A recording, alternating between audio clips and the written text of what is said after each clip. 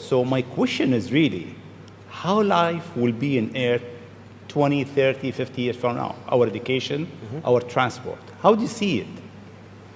Well, I think this is one of those things that's quite difficult to predict. When you think of, say, the first controlled powered flight was 1903 with the Wright brothers. And then 66 years later, we put the first people on the moon. I mean, if you'd ask people, say in 1900, what are the odds of, man landing on the moon, they would have said that's ridiculous. And if you try to talk to them about the internet, they would not even know what the heck what are you even talking about? Like, this sounds so crazy. But today, with a $100 device, you can video conference with anyone in the world. On the other side of the world, and if you have a Wi-Fi connection, it's basically free.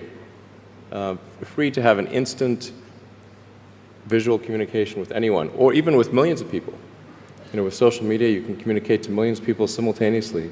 And you can Google something and ask any question. It's like an oracle of wisdom that you can ask almost any question and get an instant response.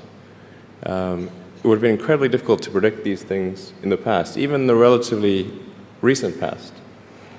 So I think the one thing that we can be quite certain of is that any predictions we make today for what the future will be like in 50 years will be wrong.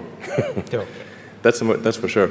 I mean, I think directionally, I can tell you what I hope the future has, as opposed to maybe what it will be, because this may just be wishful thinking. I hope we are out there on Mars and maybe beyond Mars, the moons of Jupiter. I hope we're traveling frequently throughout the solar system, perhaps preparing for missions to nearby star systems. I think all of this is possible within 50 years. And I think that would be very exciting to do that. And I think we'll see autonomy and artificial intelligence advance tremendously. I think that's actually quite near term. My guess is in probably 10 years, it will be very unusual for cars to be built that are not fully autonomous. 10 years. 10 years from now. Yeah. I think almost all cars built will be capable of full autonomy in about 10 years. As it is, the Tesla cars that are made today have the sensor system necessary for full autonomy, and we think probably enough compute power to be safer than a person. So it's mostly just a question of developing the software and uploading the software. And if it turns out that that more compute power is needed, we can easily upgrade the computer. And so that's all Tesla's built since October of last year. And other manufacturers will follow and do the same thing.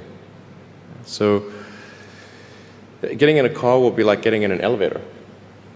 You just tell it where you want to go, and it takes you there with extreme levels of safety. And that'll be normal. It'll just be normal. Like for elevators, there used to be elevator operators. You get in, there'd be a guy moving a lever. Now you just get in, you press the button, and that's taken for granted.